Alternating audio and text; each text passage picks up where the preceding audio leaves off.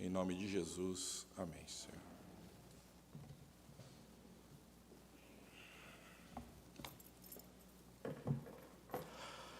Quero convidar você a abrir sua Bíblia comigo no livro de Atos, Atos capítulo 3. Leremos apenas um versículo, Atos capítulo 3, versículo 19, Atos 3, 19.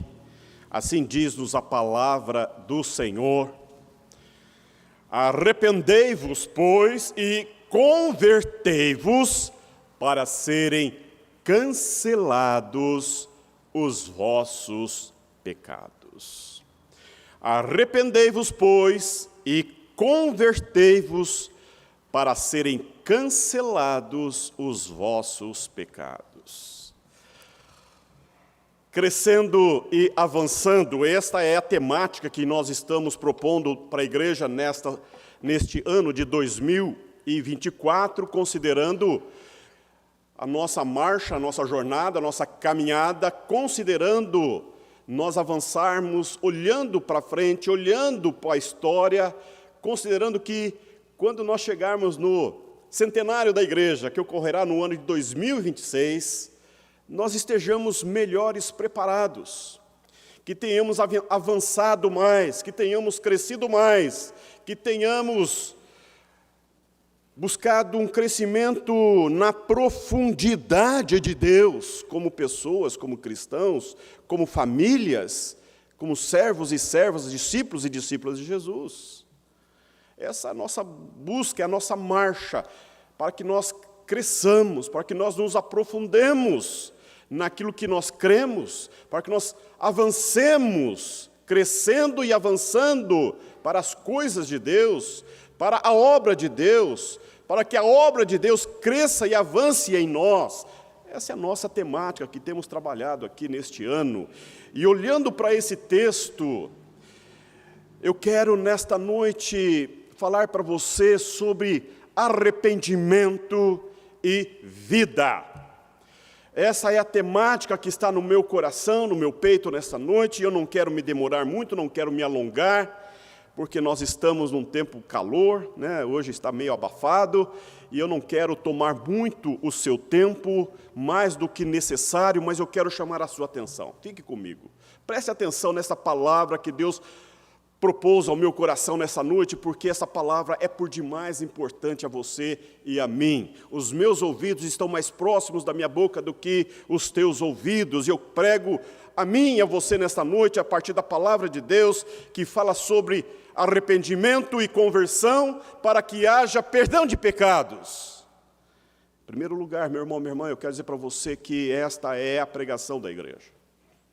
Se você é um frequentador de culto, se você é membro da igreja, se você é alguém que está seriamente comprometido a buscar a Deus, a encaminhar-se pela palavra de Deus, a encaminhar-se pela vida a partir da direção divina, você deve procurar e prestar muita atenção no que a igreja está pregando, no que a igreja está ensinando, o que se prega, o que se fala nos púlpitos que você está assistindo, participando dos cultos, porque esta é uma mensagem central do Evangelho: arrependimento e vida.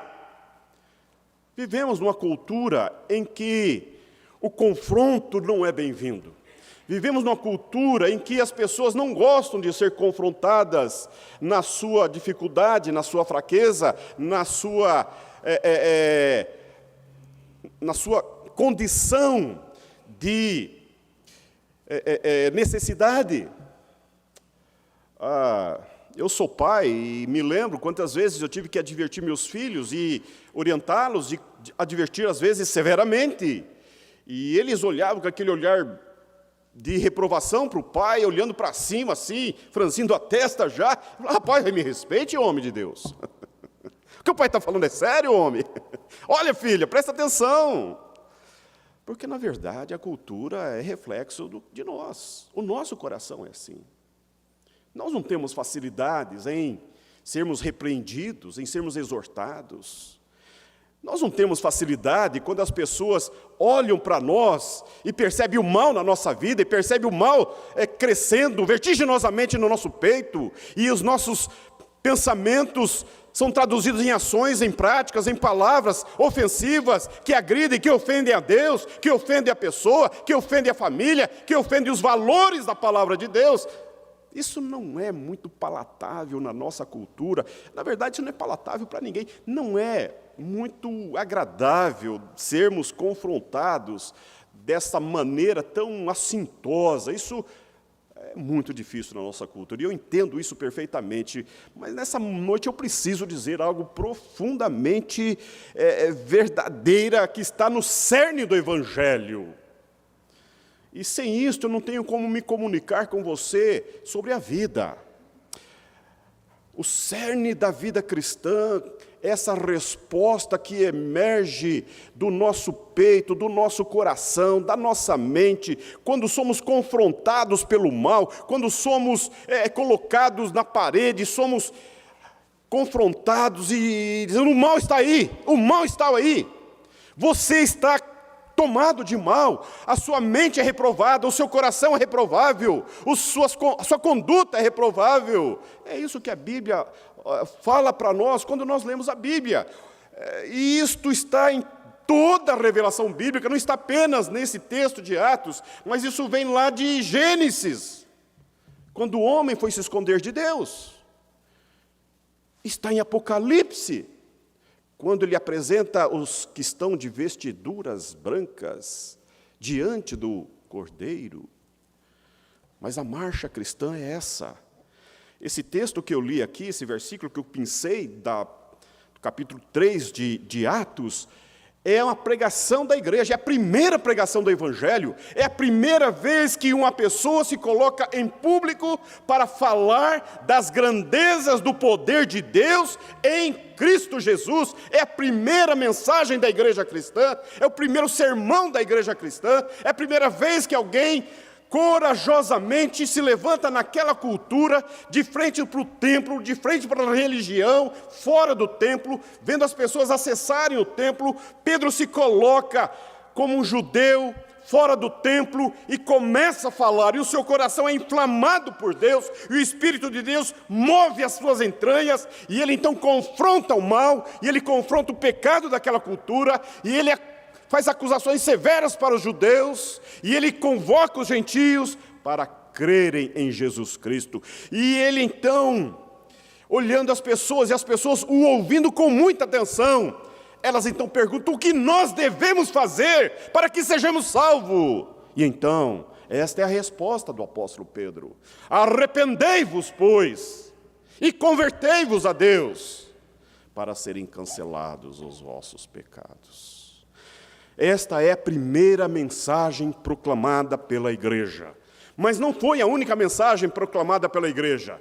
A própria Bíblia vai nos dizer que no primeiro evangelho que surge com esta pregação.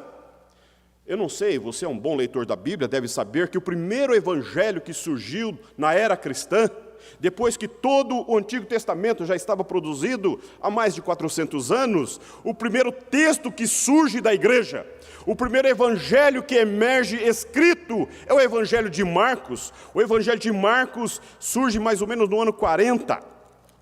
E este evangelho começa com uma figura muito estranha para a sua cultura, que é a figura de João Batista. João Batista está no deserto, ele mora no deserto, ele é o último dos profetas semelhantes ao Antigo Testamento, e a sua mensagem era apenas uma só. Ele vai dizer lá em Marcos, capítulo 1, versículo 4, ele vai dizer: apareceu João Batista no deserto, pregando o batismo de arrependimento para remissão de pecados. O primeiro evangelho que surge da era cristã, aparece esta figura de João Batista pregando o batismo de arrependimento para remissão de pecados. E ainda no Evangelho de Marcos, no capítulo 1, a primeira palavra de Jesus, o primeiro pronunciamento de Jesus no Evangelho de Marcos, está lá no versículo 15, Ainda no capítulo 1, versículo 15, veja o que Jesus diz: o tempo está cumprido e o reino de Deus está próximo. Arrependei-vos e crede no Evangelho.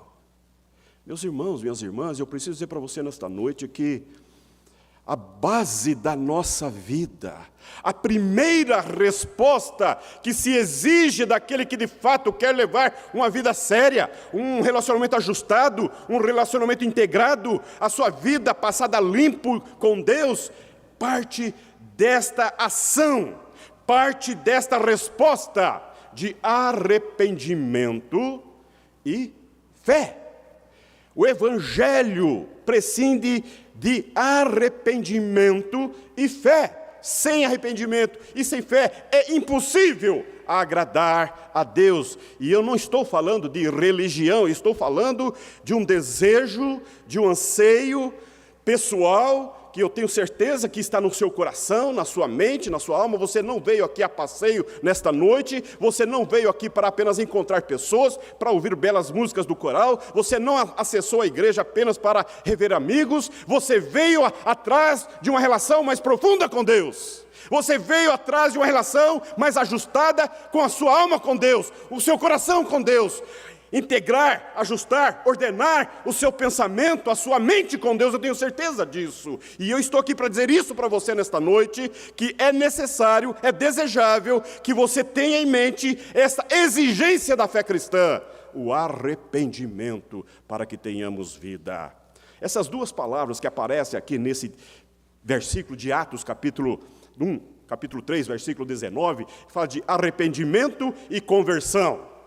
São duas palavras gregas que dizem, na verdade, a mesma coisa. E essas palavras, elas são, ora aparece uma, ora aparece outra, dando o mesmo sentido de arrependimento. O arrependimento implica em dois movimentos. São dois movimentos que precisam ocorrer dentro do coração, dentro da sua mente, dentro da sua alma, quando você, confrontado pelo seu mal, quando você confrontado com a sua vileza, você então possa perceber que você precisa fazer esses dois movimentos. Mas antes de falar propriamente do arrependimento, eu preciso dizer para você que o que a Bíblia fala do ser humano diante de Deus, não são coisas boas, não são coisas boas. O modo como a palavra de Deus revela o olhar de Deus para conosco, não é como muitas vezes eu, como pai, falo para os meus filhos: ô filho, o seu coraçãozinho é muito bom. Você é uma pessoa doce. O pai ama você porque você traz orgulho para o pai. Essas coisas, não. Eu preciso dizer isso para você. O olhar da Bíblia para com o ser humano é o olhar de um Deus que está irado com o pecado que está dentro do peito do coração humano. Lamento de dar essa má notícia para você.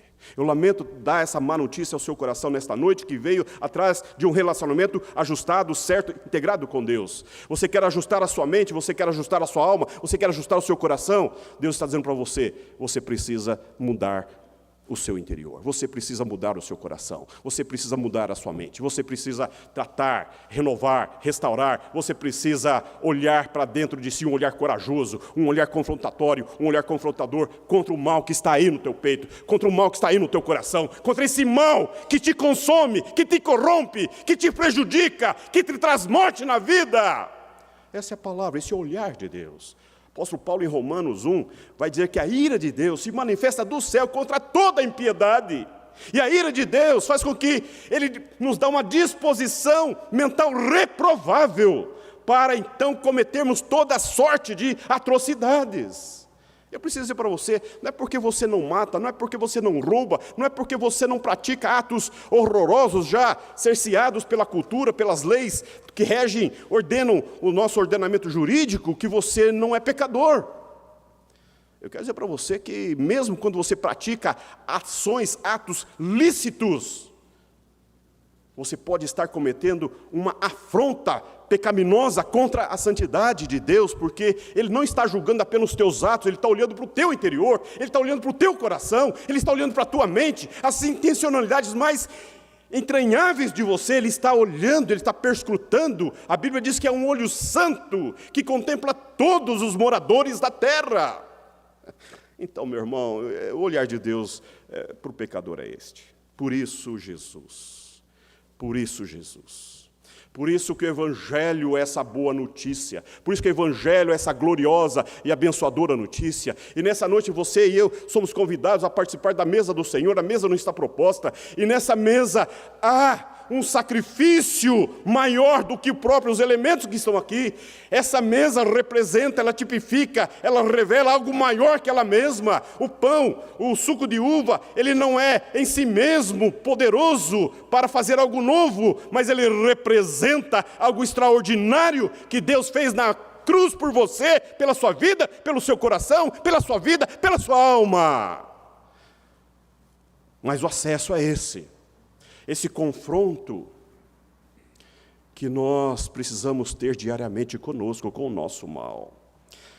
Duas palavras, a primeira palavra que aparece aqui no texto é metanoia, que vem da palavra metamorfose, que é aquele processo da lagarta que está encapsulada em um casulo, e de repente ela entra numa metamorfose, num processo de mudança, de transformação, e se torna numa borboleta multicores, uma coisa linda. Mas antes era apenas uma lagarta que está enclausurada, está ali escondidinha, e ela vai maturando, e ela vai crescendo, vai se desenvolvendo, tem todas as possibilidades de se tornar uma linda borboleta. É disso, é essa ideia.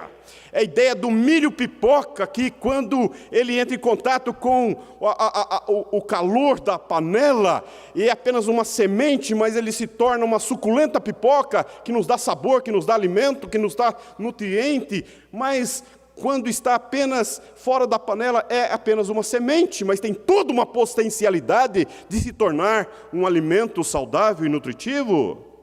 Assim é a sua vida, assim é o seu coração, assim é a sua mente. Há dentro de você uma força, há dentro de você um movimento, há dentro de você, há dentro de mim, há dentro de nós, há um movimento de Deus no meio da igreja, que nos move, que nos toma, que nos impulsiona, que nos sacode, que nos traz, que nos atrai a Ele, para que sejamos instrumentos poderosos, vívidos, para a glória de Deus. Esse verbo fala dessa metamorfose, desse processo de mudança, desse processo de transformação, que é startado, que é provocado, que é movimentado pela ação divina dentro de você, dentro do seu peito, dentro do seu coração, na sua mente, dentro de mim. Esse movimento da ação da graça poderosa de Deus, pelo Espírito Santo, que aplica em você e em mim esse poder de Deus, e que nos sacode, que nos chacoalha, e que nos movimenta, e que nos confronta contra nós mesmos, e que confronta contra o nosso mal, e que confronta a vileza que habita no nosso coração, na nossa mente. E então isso exige uma resposta, e a resposta é esta: então eu vou amadurecer, eu vou crescer, eu não quero mais ser uma semente, eu não quero mais ser uma lagarta, eu não quero mais ser apenas uma promessa, apenas uma expectativa, eu não quero ser apenas algo que está por vir, eu quero de fato ser, eu quero estar, eu quero de fato mudança na minha vida. Metamorfose, transformação, é isto. Não é melhorar, não é passar um verniz, não é mascarar, não é passar uma cera, não, é mudança, é transformação, é renovação, é iniciar de novo, é começar de novo. É uma vida nova, como o casulo sai para voar, ele está aprisionado a um galho de árvore, e de repente ele explode aquilo, e ele sai para conquistar o espaço que lhe pertence. Uma linda borboleta, é como a semente que é lançada na panela e ela sai dali transformada. É uma semente amarelinha, às vezes verdinha, mas quando ela sai, é uma suculenta pipoca branca. Ô meu irmão, é disso que o verbo está trazendo aqui, está falando para você e para mim, acerca que o Evangelho exige de nós mudança, transformação, renovação. Não é apenas melhora, nós não ficamos melhores, nós somos transformados de glória em glória, a semelhança de Cristo. E outro verbo é epístrofe, Este verbo denota uma ação contrária, uma ação contra nós mesmos. É um verbo que leva-nos a confrontar, ao perceber o mal em nós, dá uma dor, um pesar. É um confronto, é um olhar confrontatório, um olhar que confronta o mal, e a gente então se inclina. Ai, eu estou perdido. Ai, eu estou em prejuízo. Ai, quando eu olho para mim, meu Deus, o que é isso? Eu sou isto. Olha o que saiu de mim, olha o que está dentro de mim. É isto. É quando você, confrontado no seu mal, na vileza que está no teu peito, no teu coração, na tua alma, e você olha, meu Deus do céu, o que é isso em mim? Eu detesto isso, eu não quero isso, eu não quero mais ser isso, eu não desejo mais viver assim. Oh meu Deus, olha isso, de novo, novamente, outra vez. Eu estou aprisionado a isso. É esta expressão de confronto e de dor. É uma dor emocional, é um grito de socorro, é um desejo de tirar isso de dentro da gente. Isto é arrependimento. É um corajoso olhar para dentro da gente e um gemido de dor de ver tanta podridão, tanto pecado, tanta vileza que está dentro da gente. E então eu tomo decisão. Eu quero outra coisa, outra direção. Então esses dois verbos falam disto. Mudança de vida, mudança de sentido, transformação, uma rejeição quando o mal é confrontado. Por isso que eu preciso, nesta noite, alertar você acerca dessa exigência do Evangelho de Cristo Jesus.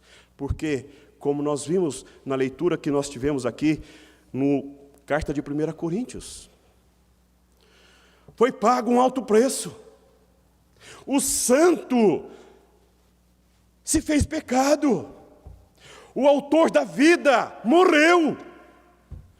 O justo se tornou injustiça. O eterno se tornou finito. O preço pago foi esse. Isso revela o grande amor que Deus tem por você, por mim, por nós, pela igreja. Esse compromisso eterno que Deus tem com o seu povo, com aqueles que são seus, aquele que Ele chamou para si.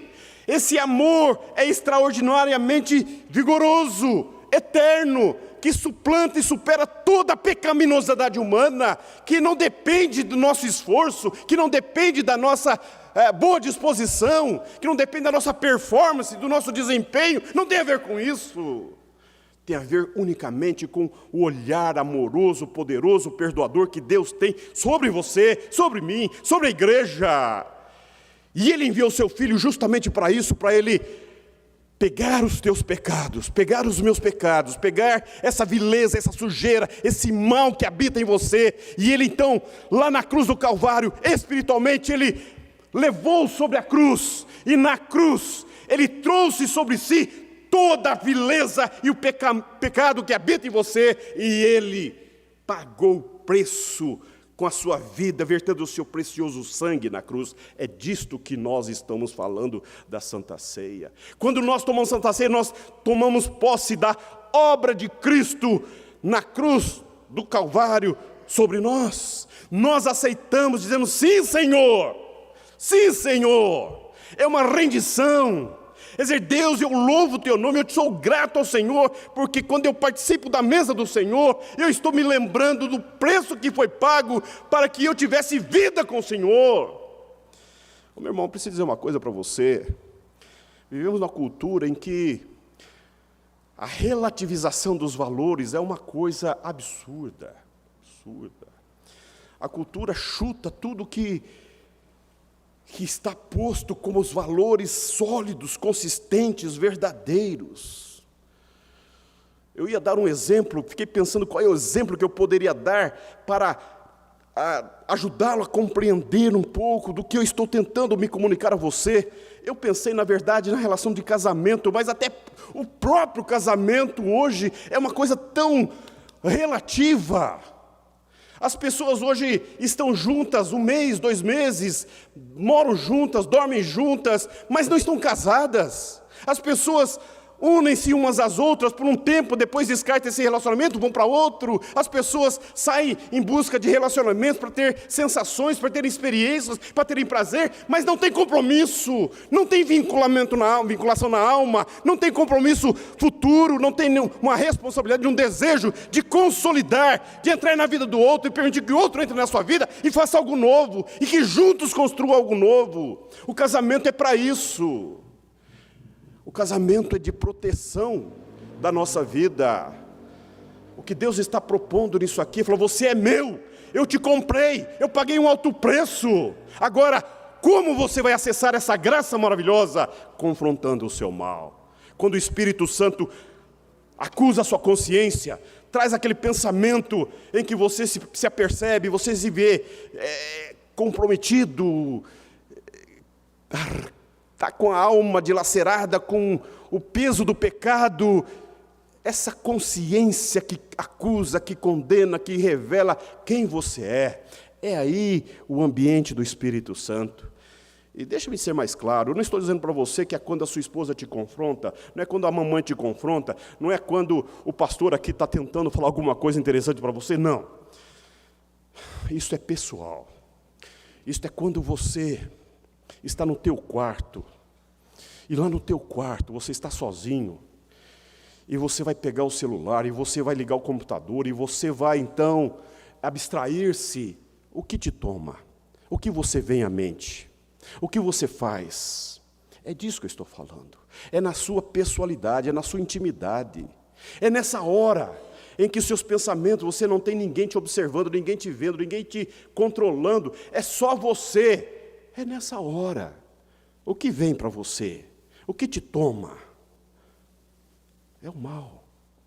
O mal te assedia dia e noite. O mal é vertiginosamente cruel e detestável. Ele te leva pelo pensamento, ele te toma pelo desejo, pelo anseio. Essa coisa horrorosa que vem de dentro da gente e nos toma. E então vem aquela consciência. Opa. Sabe aquela buzina que, acendeu luz amarela, acendeu luz vermelha, opa. Presta atenção nessa voz, presta atenção nisso daí. Isso não vem de você tão somente, isso é coisa de Deus. Isso é coisa de Deus no teu coração. Quando você está flertando com o mal e vem aquele, como é que é esse negócio? É isto. Presta atenção nessa voz íntima, presta atenção nessa voz que é censora, que ela te inibe, ela te protege, ela te sensibiliza, ela te atrai, ela te revela o mal que está aí. E aí você tem que dar uma resposta. E a resposta que você deve dar é isso daqui: mudança de vida, mudança de direção, mudança de pensamento, ocupar a mente, ocupar o coração, ocupar a alma com coisas que de fato façam sentido para a tua vida. A pregação da igreja, a pregação bíblica, a pregação de Jesus foi esta: o reino de Deus está posto, arrependei-vos e crede no Evangelho.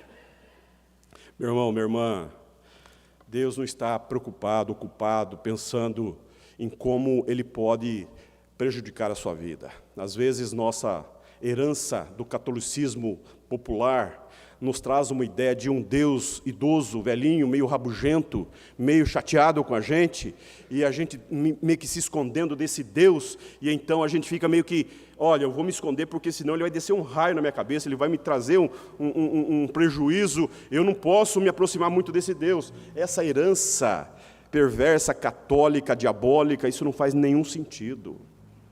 O que Deus quer é cuidar de você. O olhar da Bíblia é o olhar de Deus para você é de cuidado, é de amor, é de olhar a sua vida, não essa transitoriedade de 60, 70, 80 anos, mas olhar eterno. Ele está comprometido com a sua eternidade, com a vida eterna que Ele impringiu em você, que Ele deu a você. Você é um ser eterno. Essa vida vai passar e você vai ter a eternidade toda para viver. Essa é a realidade bíblica, é isso que Deus quer. Agora, o prejuízo é o pecado, é o mal, é com isso que nós temos que lidar. Por isso a resposta que nós podemos dar é arrependimento e mudança de vida. Agora eu preciso dizer para você que não é meia culpa. Não é meia-culpa. O arrependimento não é meia-culpa, como é próprio da cultura. Quando alguém é confrontado pelo seu mal, e a pessoa, é verdade. Mas também, né? Vamos combinar. Quem não erra nessas circunstâncias? Eu sou humano. Eu sou gente. É isso aí. Eu não consigo fazer melhor que eu faço. Então, e também, quantas pessoas fazem a mesma coisa que eu? Olha para as pessoas, tem gente pior que eu. Sabe essa relativização do mal? Sabe esta acomodação do mal que habita na gente, olhando o mal do outro? Esse parâmetro, essa referência, ela não vale, ela não serve. Porque Deus é exigente, porque Ele pagou um alto preço pela sua vida. A referência é Ele mesmo. A referência de vida para você não é o pastor, não é o presbítero, não é o diácono, não é a mãezona que é crente, mas é Cristo Jesus. Ele é a referência para a sua vida, é Ele que pagou o preço, é Ele que deu a vida dele por você. Não há parâmetros humanos para dizer se eu sou santo, eu sou pecador. Não, porque todos somos pecadores. E aí, Ele olha para você e diz: o que você vai fazer com isto? E você precisa não apenas fazer meia-culpa, como Judas o fez. Conhece a história de Judas? Judas, quando negou Jesus, quando ele vendeu Jesus, ele negociou a vida de Jesus, ele negociou a morte de Jesus, ele traiu Jesus, ele era um dos 12, ele era o que mexia lá com os recursos da equipe, e ele então tinha uma confiança do mestre sobre si, e ele com essa intimidade com Jesus, ele usou dessa liberdade, desse relacionamento próximo a Jesus, para se dar bem financeiramente, para avançar, prosperar financeiramente. Ele vendeu o mestre por algumas moedas para o sumo sacerdote. E como foi? Eles não sabiam onde Jesus estava, então Judas recebeu moedas para indicar onde Jesus estava e quem era Jesus. E quando Jesus foi preso, veio a Judas um sentimento, esse ai, o que eu fiz? Que bobagem que eu fiz? Que é isso? Ai, olha o que eu fiz, me dei mal, isso não resolve, isso não me garante, isso não é o caminho, não é por aí. Ele disse isso para si mesmo, e ele fez mais, ele pegou essas moedas e jogou lá nos pés do sumo sacerdote, que recusou. Falou: é problema teu agora, meu filho, já foi resolvida essa parada, não tem mais nada com isso, te vira, rapaz. É isso que as pessoas fazem com você, é isso que o diabo faz com você, é isso que o mundo faz com você. Não tem compromisso com você, não tem compromisso com a tua vida, não tem compromisso com a tua história, não tem compromisso com a tua vida. Judas teve esse caminho, essa meia-culpa, mas ele não voltou para Deus, ele não buscou Deus, ele não foi a Jesus, ele foi e se suicidou, ele se enforcou, ele cometeu suicídio. E essa é a tragédia dessa cultura, que se dá conta do seu mal, mas não volta para Deus, não volta para Deus, está na igreja. Sabe aquele Raimundo? Um pé na igreja e um pé no mundo, é o Raimundo, desculpe, o Raimundo que está aqui conosco hoje, não é? É essa expressão de um pé aqui, um pé lá, uma vela para o santo e outra para o diabo, essas coisas próprias da cultura, esse jeitinho, esse escamoteamento de, não sou santo, mas também não sou tão ruim assim. Para. Olha, eu quero dizer para você nessa noite, Deus sabe exatamente quem é você. Deus sabe exatamente que você sabota a você mesmo, que o mal te toma, que o mal às vezes te trai, e você cai, você erra e você equivoca, você afronta a sua integridade física, você afronta a sua integridade moral, você afronta a sua integridade pessoal, você se sabota, você não tem a capacidade de manter-se reta, justa e santamente todos os dias, o tempo todo diante das pessoas. Você se equivoca, você conspira contra você mesmo, e Deus sabe disso. É por isso que Ele está dizendo para você, só há um caminho, só há um jeito, só há um modo, é você, confrontado com o seu mal, voltar-se para Deus, chorando o seu mal, chorando o seu pecado, chorando a sua vileza, e falar: Deus, eu quero vida na vida, eu quero liberdade do mal, eu não quero mais viver preso, escravizado, a minha mente está comprometida, o meu coração está furulento, a minha alma está desértica. Toca-me, mova-me, toca a minha vida. Oh, meu irmão, isto é uma das coisas mais extraordinárias que pode acontecer na vida de um ser humano. É quando ele é movimentado pela graça de Deus, é quando ele é confrontado pela graça de Deus, é quando o Espírito Santo vem, e ele te confronta, ele te aperta, ele te pressiona, e ele te abraça, e ele te comprime, e você fala: ai, Deus, eu preciso do Senhor na minha vida. Há júbilo no céu, alegria no céu quando o pecador se arrepende. Quer dizer para você que isso não acontece com todo mundo não, viu gente? Fique bem tranquilo com relação a isso. Nem todos se arrependem, porque nem todos foram chamados para arrependimento. É muito importante dizer isso para você. O que nós cremos é que o Espírito Santo toca a quem Deus chama, a quem é eleito por Deus. Quem Deus ama e quem Deus chama, quando Ele move. Quer dizer para você que o canhão da graça de Deus está mirando você.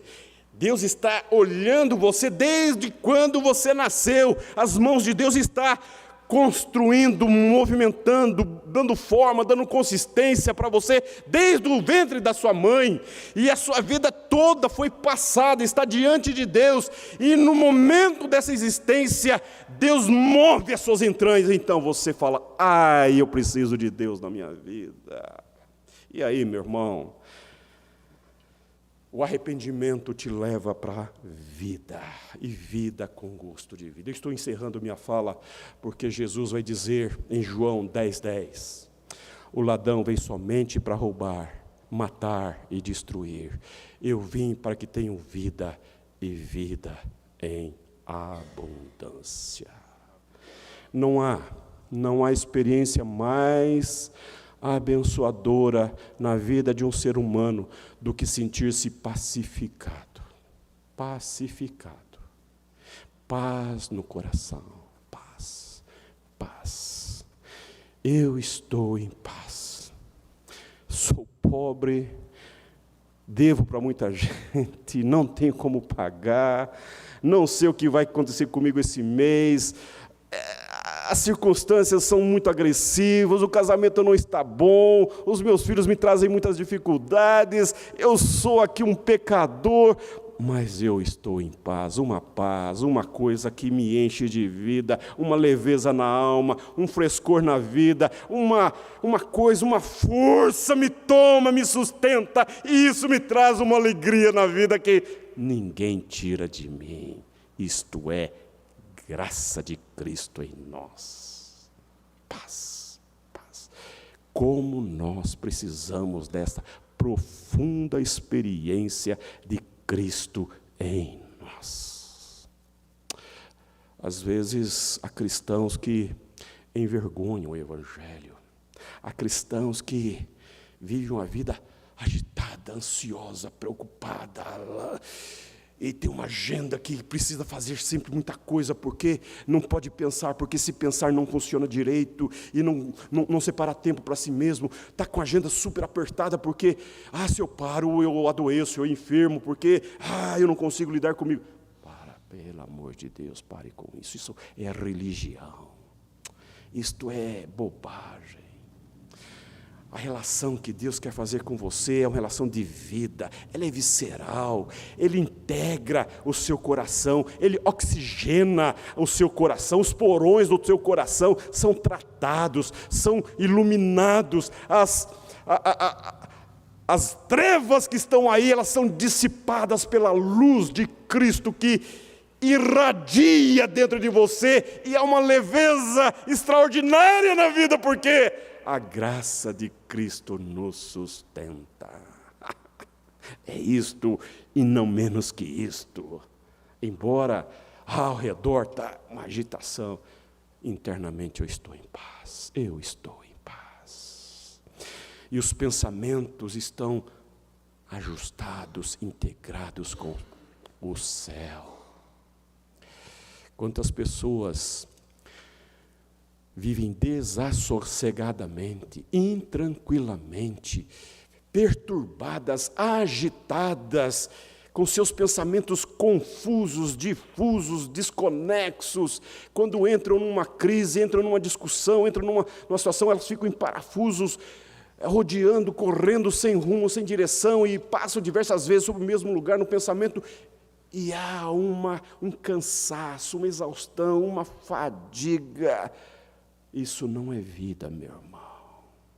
Eu não estou falando para quem está apenas com dívida, mas gente que é endinheirada, gente que é boa de dinheiro, gente que tem uma vida estabilizada, tem uma boa atividade profissional, é gente que está bem posicionado na cultura, mas interiormente está numa tribulação, numa angústia, numa ansiedade. O arrependimento gera vida, porque ele pacifica. A graça de Cristo ordena, a graça de Cristo pastoreia a tua mente, o teu coração, os teus pensamentos. A palavra de Deus orienta, ajusta, integra a sua mente, renova, transforma a sua mente com a mente de Cristo. Isto é evangelho, isto é evangelho. Nós podemos estar envolvidos, cercados por inimigos, por conspirações do inferno contra nós, mas há uma paz no coração, e há um equilíbrio na mente, há uma justeza nos pensamentos. Disse Davi: tu vens contra mim com isso e com aquilo, eu vou contra ti, em nome do Deus vivo, a quem tens afrontado. Esta é a experiência do cristão, essa é a experiência do arrependido, essa é a experiência de quem está em Cristo. Não teme, não se acovarda, se coloca, enfrenta a vida, levanta de manhã, porque sabe em quem tem crido e sabe que Ele é poderoso para guardar o seu tesouro. Ô meu irmão, quer dizer para você que não há outro lugar na sua vida onde você pode repousar seguro a tua alma, o teu coração e integrar o seu pensamento. É o evangelho que faz isso por você. Tudo começa com arrependimento. Arrependimento que gera vida. Vida. Jesus vai dizer: e conhecereis a verdade, e a verdade vos libertará. Não é religião. Quer dizer para você que não basta ser um bom presbiteriano, de papo amarelo, de lastro de vó, bisavó, tataravó. Isso não é suficiente, não é bom. Não é só importante ser presbiteriano, ser metodista, ser batista, ser religioso. Deus não está preocupado, Deus está preocupado com a tua vida, com o teu futuro, com a tua história. Deus quer entrar na tua vida e fazer mudanças significativas, sabe por quê? Porque Ele quer ser glorificado através de você. Ele quer fazer a história dEle na tua história. Ele quer entrar na tua história e fazer história com você, na tua história, para que você soma-se a milhões e milhões de pessoas que estão nessa marcha, nessa jornada, que caminha por fé e não por circunstâncias, que sabe exatamente que quem coordena, quem trata, quem tem a última palavra na sua vida, na sua mente, no seu coração, é o evangelho de Cristo Jesus. Não é a sua vontade, não é o seu desejo, não é essa volúpia humana que controla e desordena a sua vida, mas é Cristo, o Senhor da vida, o Senhor dos senhores. Isto é evangelho que começa com arrependimento, para que tenhamos vida com sentido de vida e vida eterna. E eu falei mais do que deveria e havia me comprometido a falar com você nessa noite. Vamos orar? Baixe sua cabeça aí nesta noite. Eu não sei como você entrou aqui, mas eu sei como você pode sair daqui. Eu não sei o que Deus falou aí para o seu coração, mas eu sei o que Ele falou para o meu coração. Eu não sei o que o Espírito Santo está falando para a tua alma, mas eu sei o que Ele falou para a minha alma nesta noite. Quando nós cantamos e ouvimos tão belas canções, e agora vamos participar da mesa do Senhor, eu não posso deixar você sair desse culto sem você fazer a sua oração pessoal, sem você falar pessoalmente com Deus, sem você falar: Deus, nessa noite eu entendi, eu compreendi, e eu quero de fato fazer um acerto, um ajuste de contas, eu quero passar a limpo a minha vida, eu quero... meu irmão, essas coisas que você sabe que